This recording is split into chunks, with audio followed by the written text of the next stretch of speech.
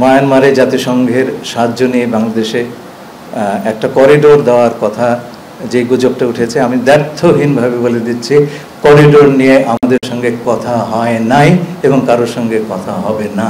করিডোরের ব্যাপারটা বুঝতে হবে। করিডোর হচ্ছে একটা ইমার্জেন্সির সময় এক দুর্যোগপূর্ণ জায়গা থেকে মানুষকে সরিয়ে নেওয়ার ব্যবস্থা। আমরা এখানে কাউকে সরাচ্ছি না। আমরা যেটা করছি, যেহেতু আরাকানে কোন সাহায্য এইড এর উপকরণ অন্যান্য সাপ্লাই রুট দিয়ে দেওয়া সম্ভব হচ্ছে না, জাতিসংঘ আমাদেরকে বলল যে আপনারা এই সাহায্য, যেটা তারা তো সাহায্য দিয়েই যাচ্ছে আপনার রোহিঙ্গাদেরকে গত 7-8 বছর ধরে, সেটা আমাদের চোখের সামনে।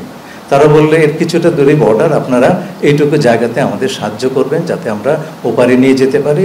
জাতিসংঘ তার বিভিন্ন সহযোগীদের মাধ্যমে রাখাইনের ভেতরে যে এই চ্যানেল তারা সেটা ব্যবহার করবে এবং সেইটা দিয়ে তারা এই মানবিক সাহায্য পৌঁছে দেবেন রাখাইনের জনগণের কাছে। আমি আবারও বলছি, দ্ব্যর্থহীন কণ্ঠে বলছি, এবং আপনারা সেটা প্রমাণ করেন, প্রমাণ করতে পারবেন, যোগাযোগ করলেই পাবেন। জাতিসংঘকে জিজ্ঞেস করেন, জাতিসংঘের সমস্ত রাষ্ট্রদের জিজ্ঞেস করেন। আমরা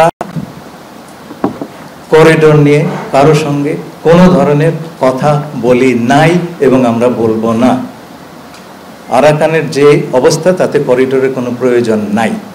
আমরা এই কোনো করিডোর সৃষ্টি করে সেইখানে কোনো ধরনের লোকজনের আপনার যাতায়াতের ব্যবস্থা সেটা করার কোনো এখন প্রয়োজনীয়তা নাই।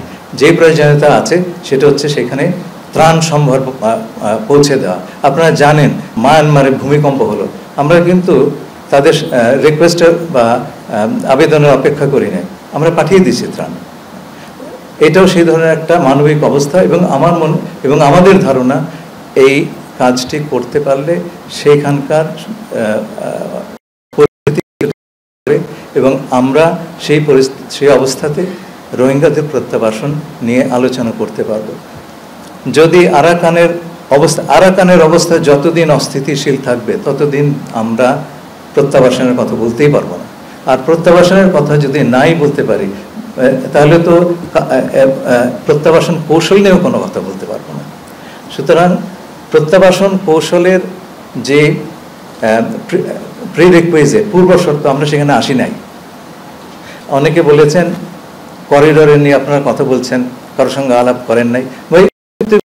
আমরা কি করে আলাপ করবো? যার অস্তিত্ব নেই তার সঙ্গে সে বিষয়ে আলাপ কি করে হয়?